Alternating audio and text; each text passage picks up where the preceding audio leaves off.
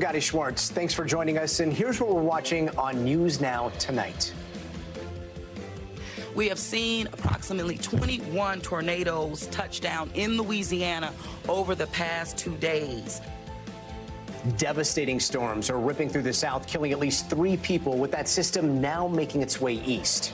And Congress has approved a spending bill to prevent the government from shutting down this weekend. But why does it always seem to come down to the final hours before the deadline? Then an NBC News exclusive. American spies warned COVID could become a pandemic just weeks after it was first reported in China. But a newly declassified report says more could have been done to better understand the virus. So how are those warning signs missed?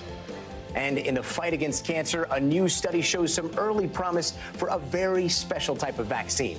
One of the doctors involved in that study joins us live. Plus, several thousand enthusiastic Texans are on hand to give the president and Mrs. Kennedy a warm welcome. Nearly 60 years after his murder, the U.S. government has finally released over 10,000 classified documents on JFK's assassination.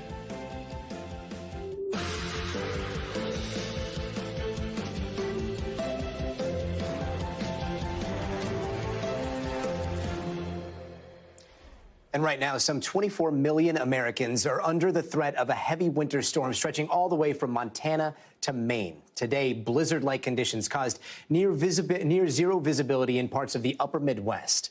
Take Duluth, Minnesota, for example. Duluth, that's a place that we know to be extremely snowy, right? Well, right now, they are on track to get one of the biggest snowfalls on record. On the East Coast, people are starting to get a taste of this storm as well, as freezing rain and sleet and snow are hitting Virginia, Maryland, West Virginia, and Pennsylvania. And that same storm system, the one that's now moving east, proved deadly in the South. Since Monday, there have been more than 50 tornadoes reported in 7 states, including in Louisiana, killing at least 3 people there, while 30 others were hurt. NBC News correspondent Morgan Chesky joins us now from Kelowna, Louisiana.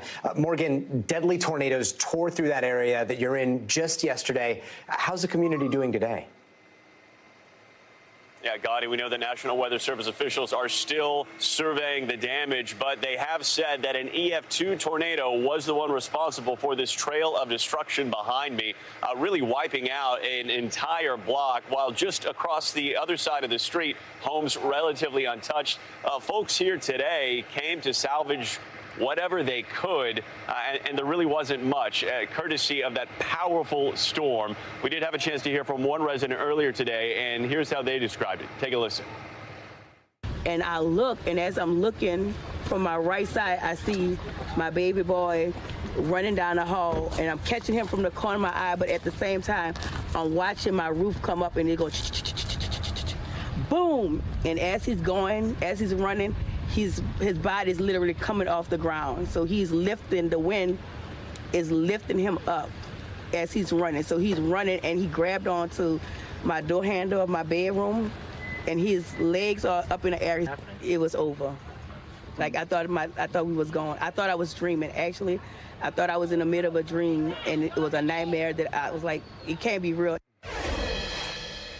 Yeah, an absolute nightmare for too many people here in this neighborhood and across the South where these tornadoes struck. Unfortunately, that tornado did turn deadly in this very community. Authorities confirming a 56-year-old woman died when her home was struck late yesterday evening. Gotti. Wow. And I know you spoke to one man whose family house had been there for something like a century, had withstood a number of storms until last night. Can you tell us a little bit about that? Yes, I did have a chance to speak to Marlon Brown, who lives in this home that had been in his family for generations. He said that they survived the eye wall of Hurricane Ida passing over barely a year ago. But it was this tornado that picked up his entire home, shifted it off the foundation, and ripped off the roof. I asked him, do you plan to rebuild? He says he's thought about moving elsewhere, but his roots run deep here. He will be staying.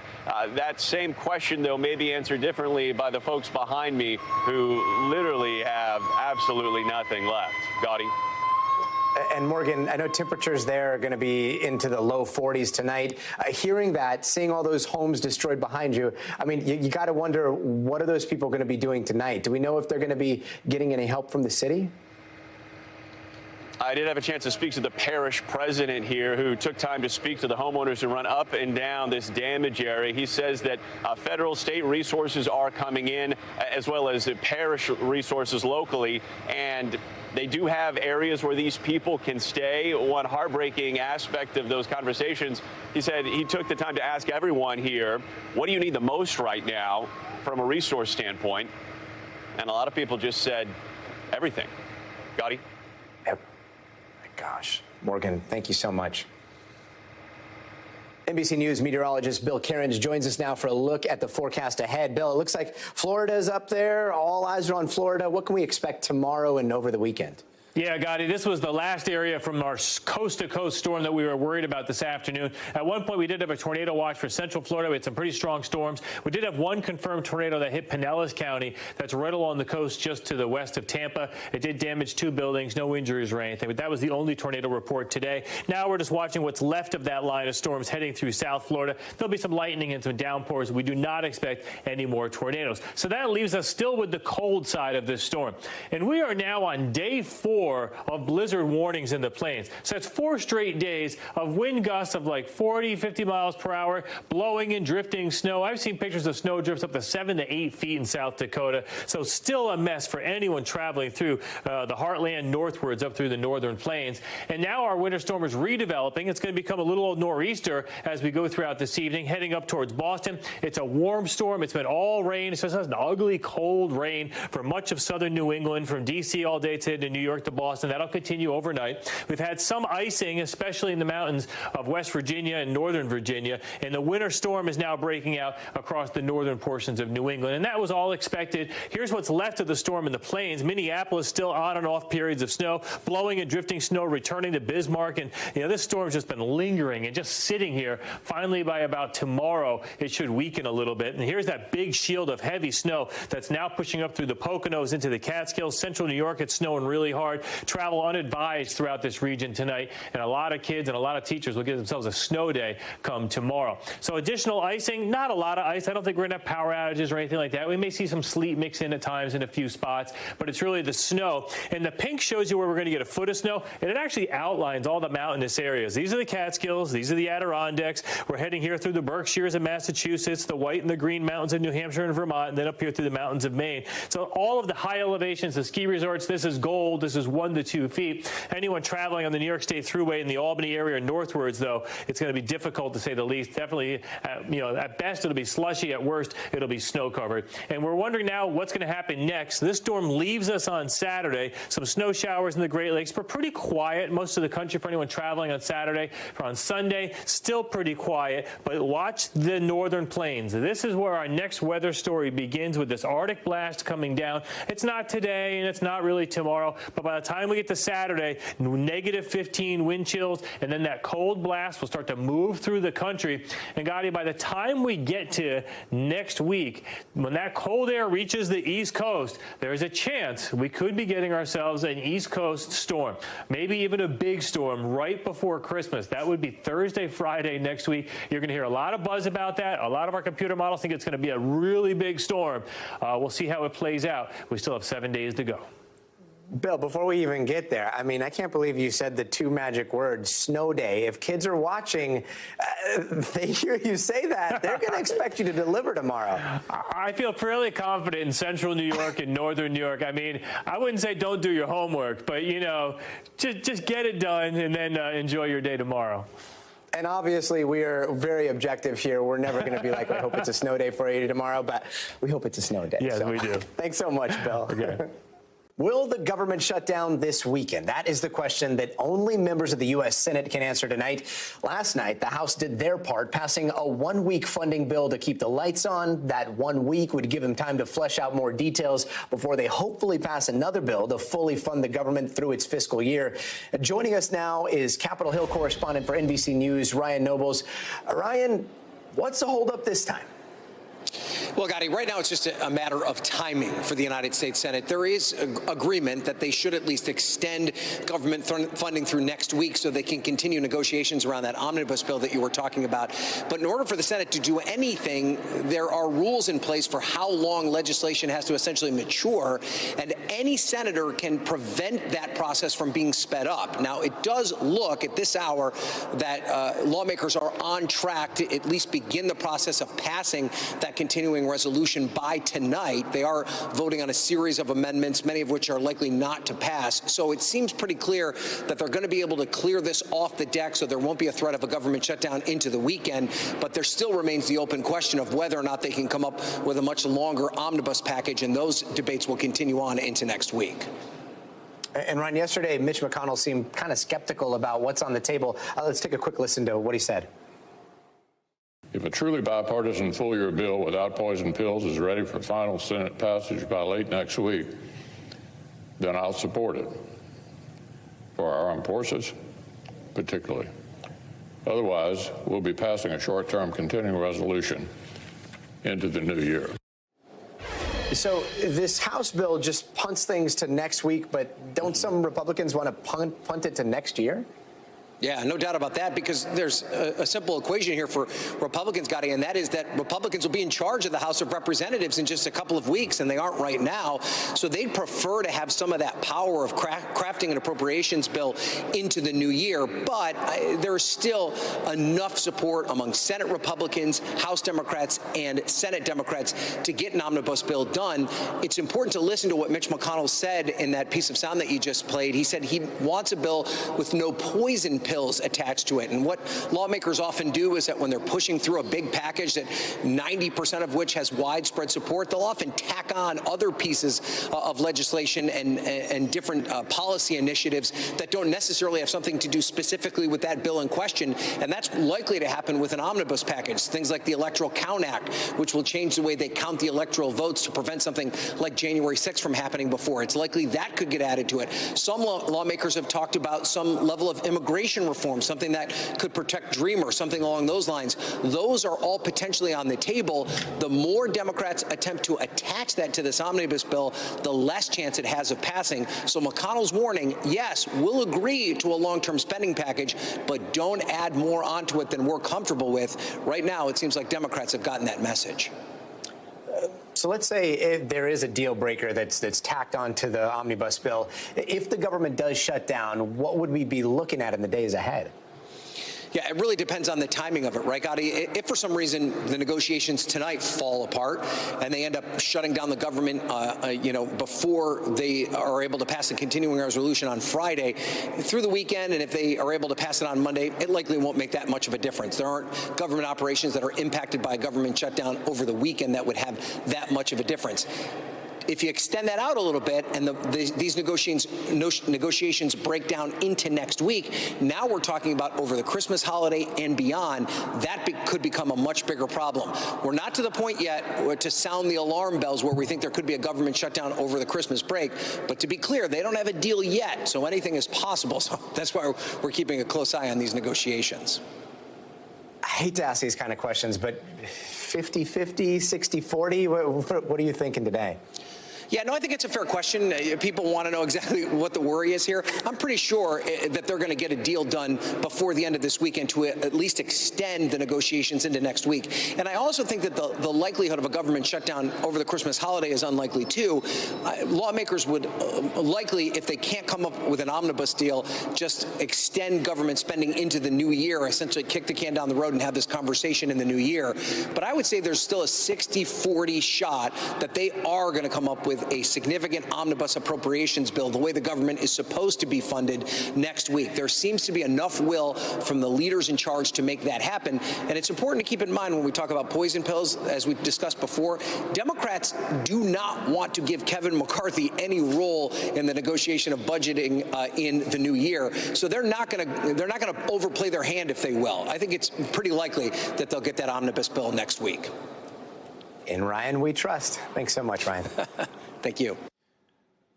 And this week, Elon Musk sold about 22 million shares of Tesla. It's worth about $3.6 billion, according to financial filings. So all in all, Musk has now sold nearly $23 billion in Tesla stocks this year, which might not do much to reassure Tesla shareholders, since the car maker has recently seen a significant drop in its stock price. Now, here to help make sense of all of this is NBC News technology correspondent Jake Ward. Jake, look, trying to figure out what is liquid and what is debt gets very tricky when you start talking about billions. But what does it say when you see him cash out more than $3.5 billion in Tesla shares? Does this have anything to do with Twitter? You know, it is not clear, right? We should say, first of all, that there's very, very little we can actually link between these two moves here, Gotti. But I think it is fair to say that it is unusual for him to have done this, and notable because, I mean, for one thing, he told investors back in April that he did not plan to sell any more Tesla shares. And we also know, of course, that the Tesla shares are a huge part of the collateral that he put up for the big personal loan that made acquiring Twitter possible. So many things could be happening here, right? He could be cashing out $3.5 billion worth of stock simply because he sees a dip coming. And because Tesla shares have been sliding already, we're seeing the company down 55% as of yesterday, 61% as of today. You know, maybe he's just trying to get out in front of that. On the other hand, we also know that, right, the collateral for the loan are these Twitter shares, these Tesla shares. And so maybe he's got to show his creditors that he's good for it right now. It's really not clear. The guy's not running out of money, but certainly this is a very big financial move considering how intertwined these two companies now are. Especially since this is a guy with a lot of very expensive side hustles. You've got the Boring Company, Neuralink, SpaceX. You've got a car company, a solar company. I mean, this could be another acquisition that people don't even know about. So speaking of Twitter, it seems like every single night there's some sort of controversial tweet storm that happens right about now. Yesterday, Twitter shut down an account that tracked his private jet earlier in the day. Twitter has made it clear so far that doxing people is grounds for banning. But then Elon Musk posted a picture of some guy he said was following his son's car and climbed onto his hood, asking his 120 million or so followers to help him ID that guy. Jake, how much of this is policy and how much of this is Elon just tweeting on a whim? Well, that is absolutely the question here, right? I do not think that we are seeing strategy. On a day-by-day basis, we are seeing, just as you say, this kind of off-the-cuff set of decisions being made. And, you know, as you say, you know, he contradicts himself from one day to the next. He says he's going to, do away with location following and decries doxing, and then he outs this guy who's been following him around. He says that he's a free speech absolutist and absolutely would defend the right of this guy to have a Twitter account that follows his plane around, and then he undoes that thing. He says he's going to have a moderation council, then he does away with the trust and safety board that was supposed to advise him with all these international elections coming up. None of it seems strategic. The question, of course, here is he going to be punished in any kind of quantitative money way, right? I mean, is this going to be a stronger company in the end when it's leaner and smaller and spends less money? Maybe, but qualitatively, we want to be on this platform when he's pushing his personal conspiracies on it. It's just not clear, but I think at this point it is safe to say, Gotti, this does not seem to be some sort of grand strategy. It feels very off the cuff. Got it. I mean, talking about conspiracies, we're not trying to be conspiratorial here, but like when you're talking to a tech reporter and your phone just randomly says, I found this on the web. I don't know if you heard that earlier. Kind of weird. Always so much fun talking to you. I did want to ask you about one more thing. There's some reporting from the New York Times that's suggesting that Elon Musk might have stopped paying rent on his San Francisco offices, might possibly try to deny severance to some of the workers, and then possibly choosing to duke it out in court instead. Do we know anything concrete there? No, we don't at this point know beyond what the New York Times is reporting there. But we do know, of course, that Elon Musk, by his nature and by his history, is the kind of person who really weighs the dollars and cents, in this fundamental way. And, he also is not at all shy about confrontation. So where you and I might be mortified to break our promise to employees and not pay them the severance that their contract says they're owed, a guy like this has risen to the top in part because of his willingness to go toe-to-toe with people. And perhaps here he says, you know what, stiffing people on the rent and stiffing people on their severance and going to court later about it is a better play. I can save money that way. It may be very much the kind of calculus that has driven him to the very top of the world's richest people lists. That may be what we're looking at here, Gotti. Jake, thanks so much. And coming up, should the United States be spying on Chinese health officials? Well, according to newly unclassified documents, Congress is saying yes, Chinese health officials should have been spied on. And we've got more details from that report. Plus, now that we have vaccines for COVID and the flu, what about cancer? We're going to dig into the results from this scientific breakthrough that you got to see to believe.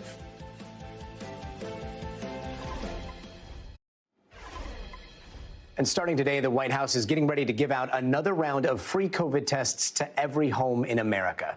You can order up to 4 at-home tests from covidtests.gov. This move comes as cases surge in yet another winter wave of infections. Now, the public health officials are not expecting a wave as big as last winter's, but the number of cases and the number of deaths have gone up since Thanksgiving.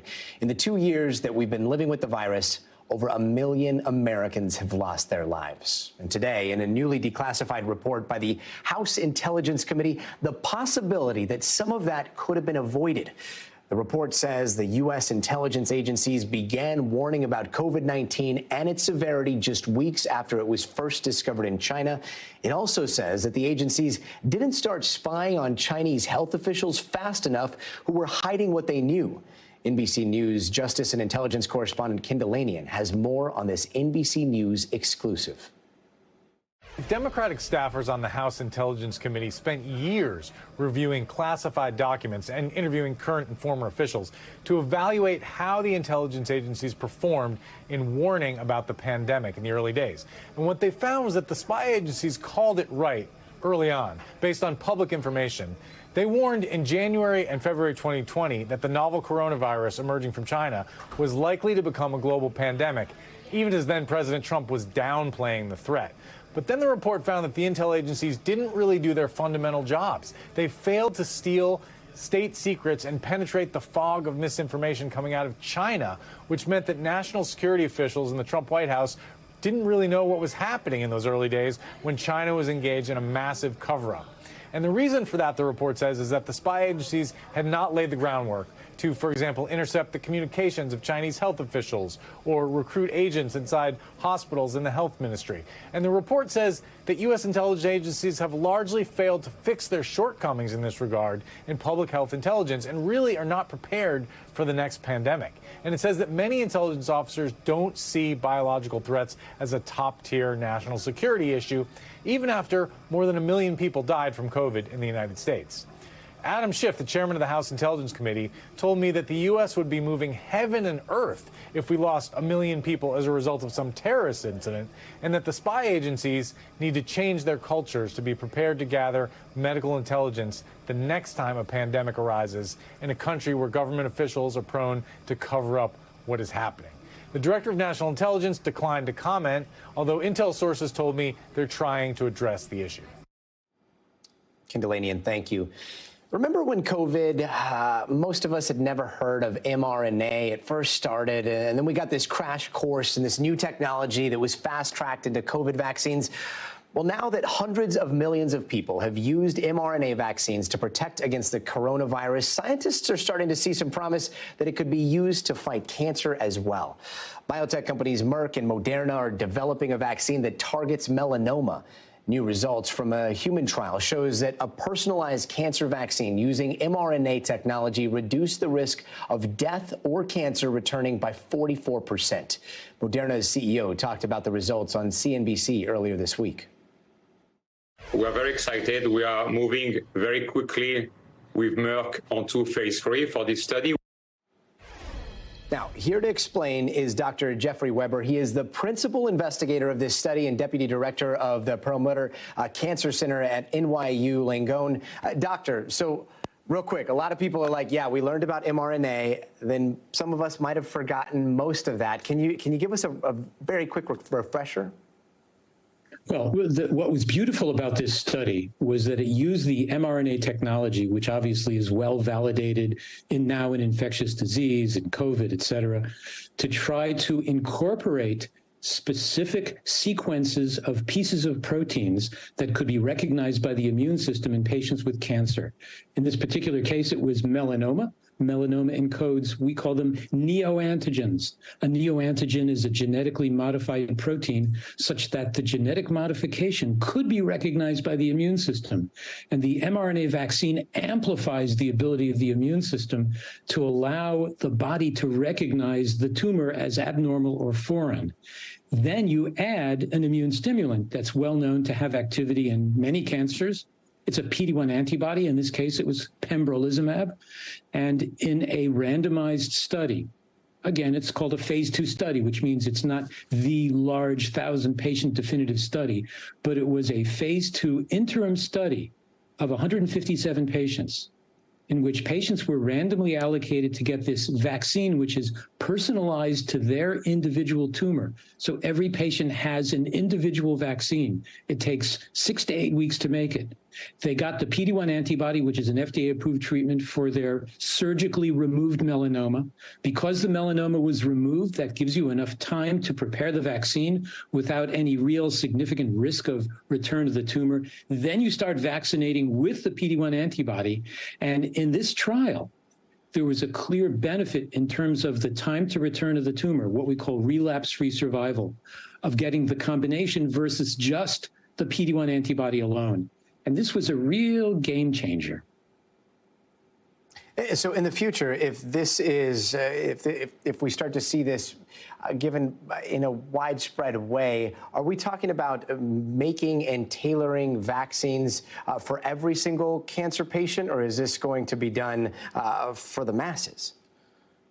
You could literally, theoretically, make a neoantigen vaccine for virtually any cancer. Now, to be honest, some cancers have many neoantigens. Melanoma and squamous cancer of the skin could have 1,000. Breast cancer could have dozens. But there is the theoretical possibility that for virtually any cancer, you could make such a vaccine, and there will be a whole series of clinical trials, large randomized trials in the realm of 1,000 patients, where patients will be randomly allocated to get their personal vaccine with pembrolizumab versus pembrolizumab alone. And again, it's important for multiple reasons. It shows you can add to the benefit of PD-1 as an adjuvant meaning added to after surgery. It provides proof of concept that neoantigen vaccines really give benefit to patients with cancer. That's never been shown before in a randomized trial. And most importantly, it says that you could, as we just pointed out, use neoantigen vaccines in any cancer that could be sequenced that has mutations that are specific to that tumor. And potentially there would be benefit to all of those patients. Dr. Weber, thanks so much for taking the time in what could be the most important story of the decade. Thank you so much. Thank you. And after the break, some other big headlines we're keeping an eye on, including the release of thousands of secret documents about the assassination of JFK. Plus, nurses all over the UK are striking for the very first time for better conditions. And if your mind was absolutely blown 13 years ago when you first saw Avatar, well, James Cameron is finally back with the long-anticipated sequel, Avatar: The Way of Water, and it's set to be a blockbuster. That's all ahead, so stay tuned.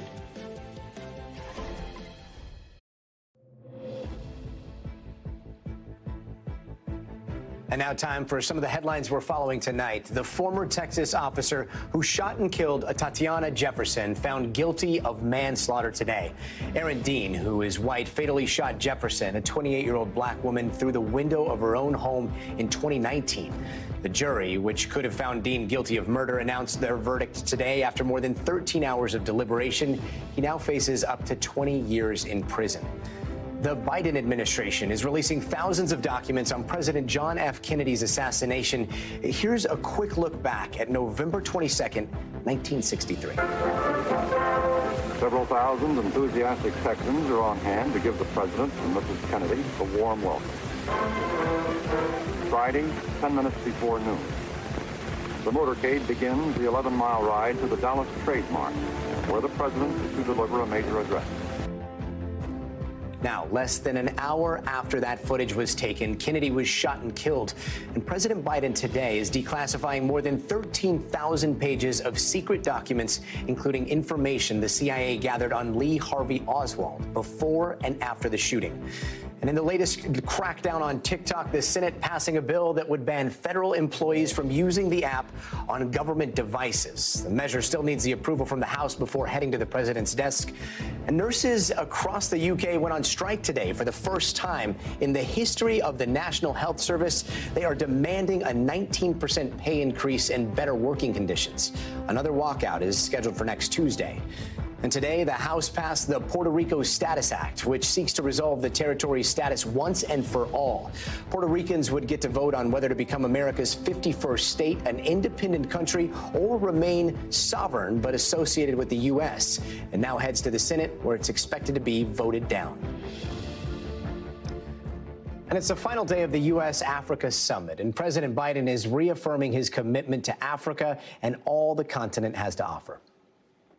Africa belongs to the table in every room. The United States fully supports reforming the UN Security Council to include permanent representation for Africa. And today I'm also calling for the African Union to join the G20 as a permanent member of the G20.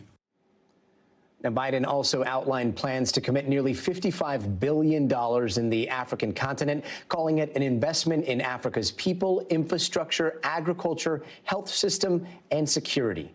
Here with more is NBC's Peter Alexander. Hey, Peter. Gotti, the focus of this summit hosted by the U.S. really to reinvigorate the partnerships between America and Africa, with nearly 50 leaders from the continent here in attendance. President Biden tonight touting this effort and Africa's potential for growth, as he describes it, emphasizing trade and a push to lift people out of poverty and to lessen chronic hunger in that part of the world. And key to making that happen is investment, with tens of billions of dollars announced during these meetings, as well as $15 billion in private sector investments as well. Over the next 3 years, working in close cooperation with the United States Congress, we plan to commit $55 billion in Africa to advance the priorities we share and to support the Agenda 2063. President Biden saying the U.S. is all in on Africa's future, and those comments do not come in a vacuum. The U.S. is facing fierce competition from China, among others, to gain a foothold in that region when it comes to investment and, importantly, to influence. Just this week, a top administration official said that the U.S. is having to play catch-up, in his words, against China when it comes to investment in Africa. The Chinese have already poured billions of dollars into infrastructure projects across the African continent. The Deputy Commerce Secretary saying over the last 5 to 10 years, the U.S., in his words, took its eye off the ball. Notably, former President Trump made disparaging comments about African countries, a serious setback to that relationship. And to demonstrate his commitment, President Biden indicated that he would travel to sub-Saharan Africa next year for the first time since he took office. Gotti? Peter, thank you. In the latest escalation out of Ukraine, Russia is now warning the U.S. of, quote, unpredictable consequences if the country sends Patriot missile systems to Ukrainian defense forces. This announcement comes as the U.S. government is finalizing plans to do just that. Those Patriot missiles are surface-to-air defense system that Ukraine can use to help protect against Russian aerial attacks. Ukrainian cities have been getting barraged by Russian attacks for months, damaging critical infrastructure. And as the country enters its coldest months, a lot of Ukrainians who have no choice but to take on the shelter on the front lines and hope for the best. That's where they are finding some help from one likely source. NBC News correspondent Ellison Barber has the powerful story of Brad Hendrickson, a former UPS driver from Maine who has been in Ukraine for most of the year on a one-man humanitarian mission. And we want to warn you, some of the images might be disturbing. Bakhmut in eastern Ukraine, the latest front in Russia's relentless war. 71,000 people used to live here. Now, this is a no man's land. And it's where one American is carrying out his own operation to help Ukrainians. That's the building we were just in. He's documenting scenes like these on social media, where he's known as Bakhmut Brad. Yeah? Whoa, let me see. A lone wolf of sorts. Hello? Taking rescue calls when others can't or won't. The two primary jobs are delivering aid and then evacuating people out. He'll tell you he's just Brad from the States, a guy who's had a lot of jobs, some with emergency medical training. But most recently, he was a UPS truck driver in Maine. Now he's driving routes few would dare to take. Under bombardment at times. And alone. I'm sort of the last mile guy in a lot of different places. Roughly speaking, do you have a sense of how many evacuations you've done since you've been here? Dozens and dozens and dozens. Surely more than 100. I'm bad at counting. Hey, buddy. All of these videos are Brad's.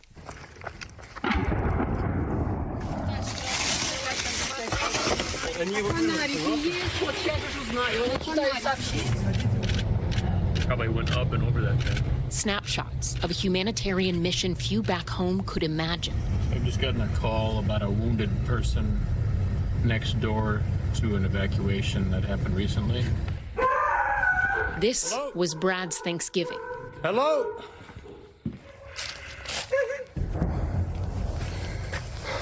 At nightfall, a call came from eastern Bakhmut. He was about to begin one of his most daring rescues. Hello. 69-year-old Tatiana Lerikova was desperately trying to save her husband Valentin, who was injured in an explosion. She tried to stop the bleeding with tourniquets and kitchen rags. Doctor. We have to go to a doctor now. Brad tried carrying Valentin on his back, but couldn't do it alone.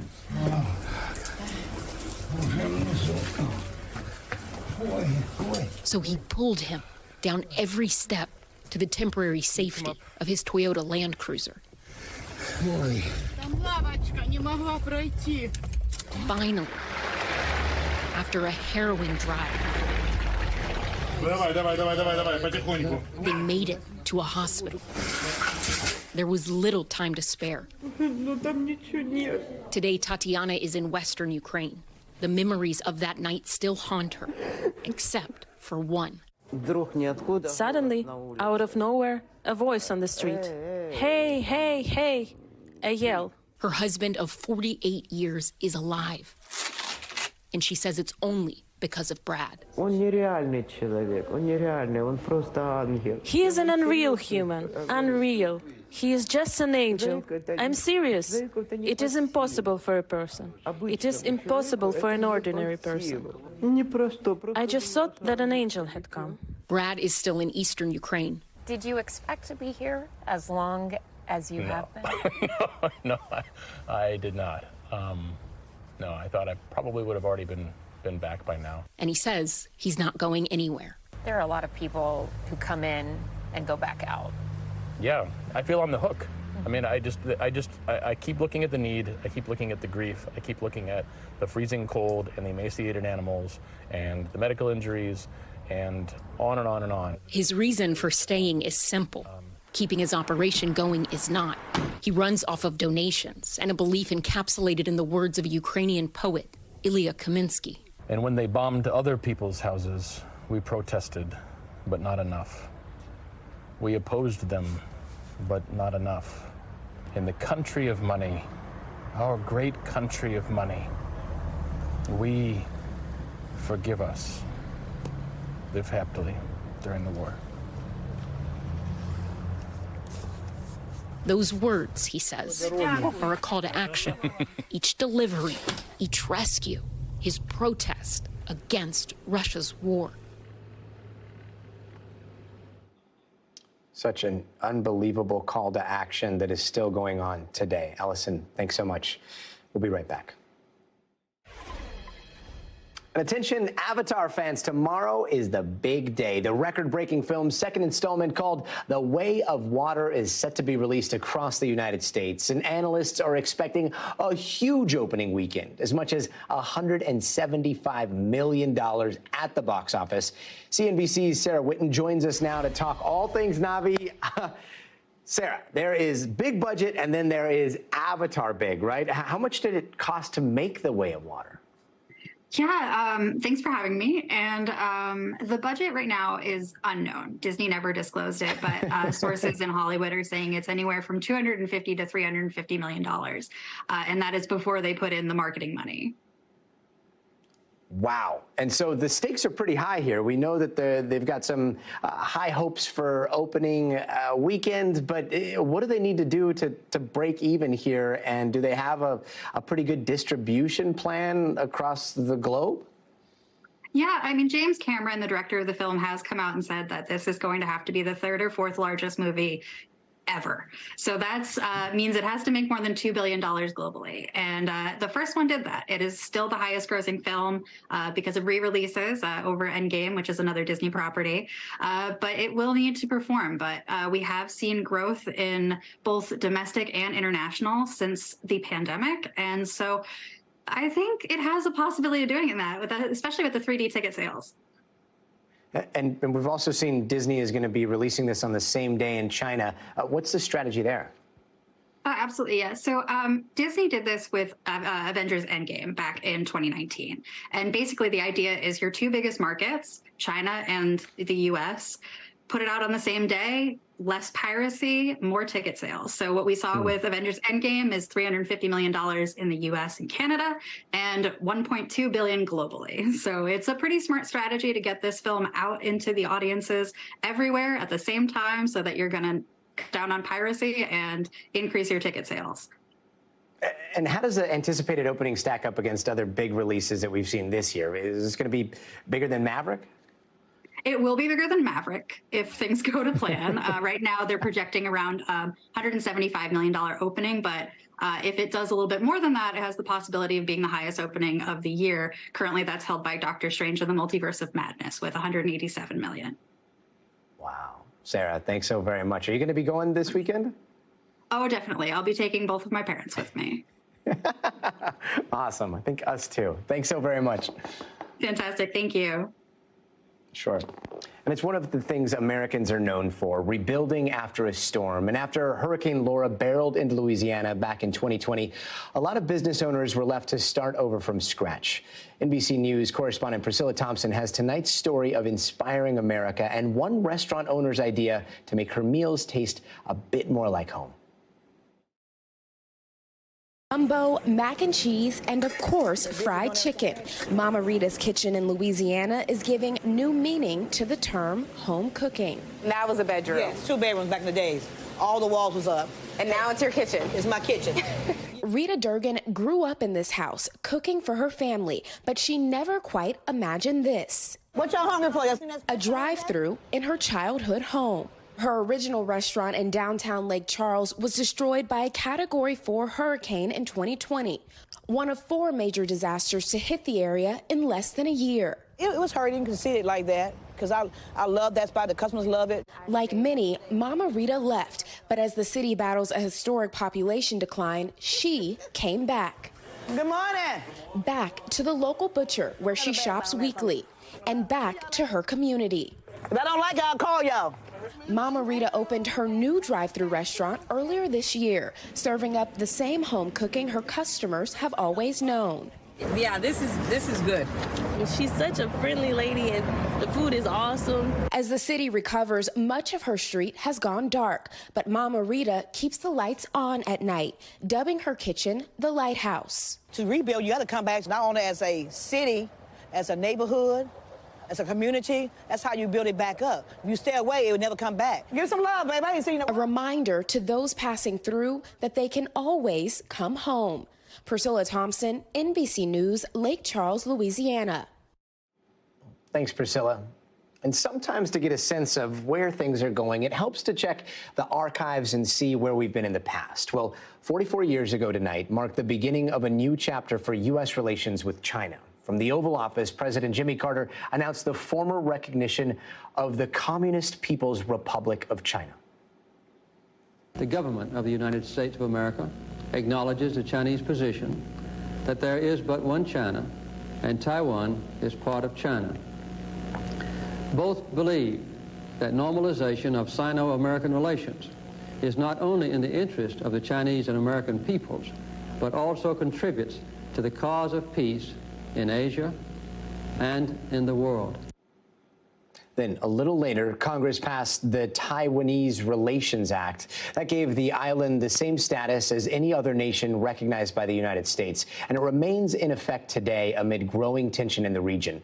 U.S. Secretary of State Antony Blinken says China is moving away from preserving the status quo while increasing pressure on Taiwan. In response to Chinese aggression, U.S. lawmakers are once again reinforcing their support of Taiwan. Tonight, the Senate has the votes locked in to pass the National Defense Authorization Act, which includes up to $10 billion of aid for defending the island. And while we're checking those archives, also on this date, 11 years ago, the war in Iraq officially ended.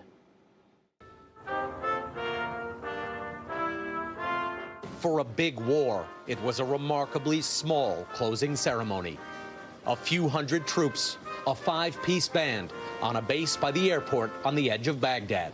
But with the casing of the colors, the U.S. military command in Iraq ended a mission that began what feels like so long ago. We cannot know the duration of this war, yet we know its outcome.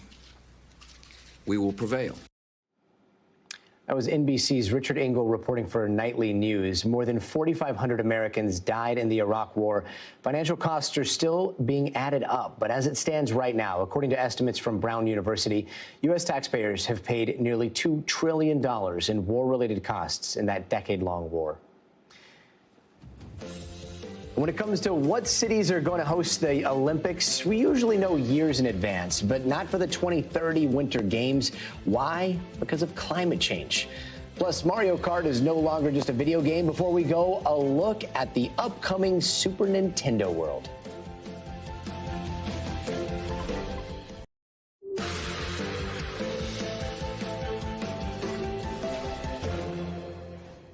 The International Olympic Committee hasn't named a host city for the 2030 Winter Olympics yet. Why? Because of climate change. Most cities on the list are not cold enough anymore. In fact, a study found that only one location from the previous 21 Winter Games would be cold enough to host the Games today. Now, one Olympic medalist is trying to raise awareness about that, and our own Vaughn Hilliard has the story.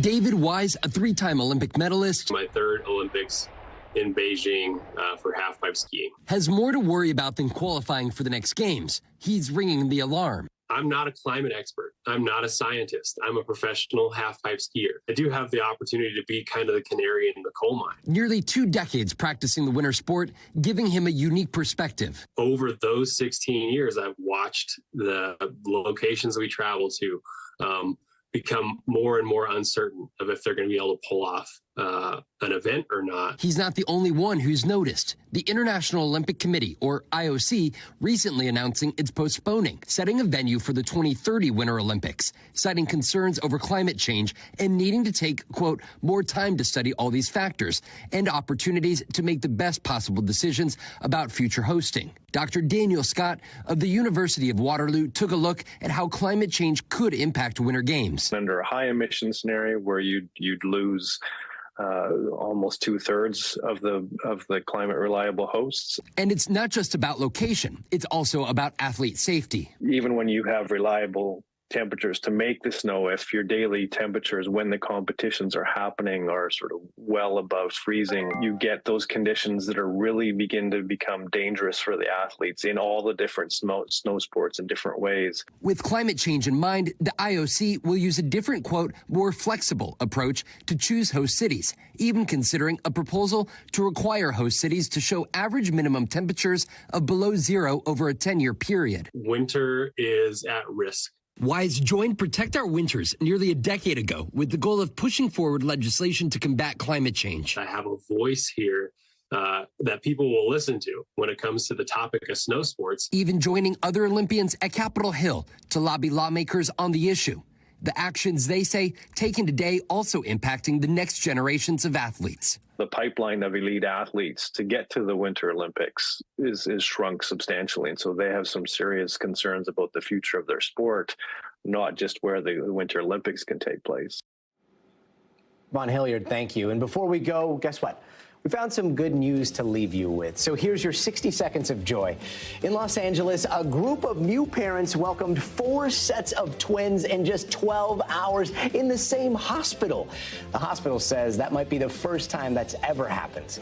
And today is the 30th anniversary of Dr. Dre's iconic album, The Chronic. His debut solo album produced 3 top 40 singles on the Billboard Hot 100. It ultimately launched Dre's career and changed hip-hop forever. And Universal Studios Hollywood will soon be opening Super Nintendo World. The land will look and feel just like you're in a Nintendo game. There's even going to be a Mario Kart ride. And if you get hungry, you can grab some food at the Toadstool Cafe. All of that is set to open February 17th. And that does it for us. Thank you so much for ending your day right here. I'm Gotti Schwartz for NBC News Now Tonight. The news continues right now. Thanks for watching our YouTube channel. Follow today's top stories and breaking news by downloading the NBC News app.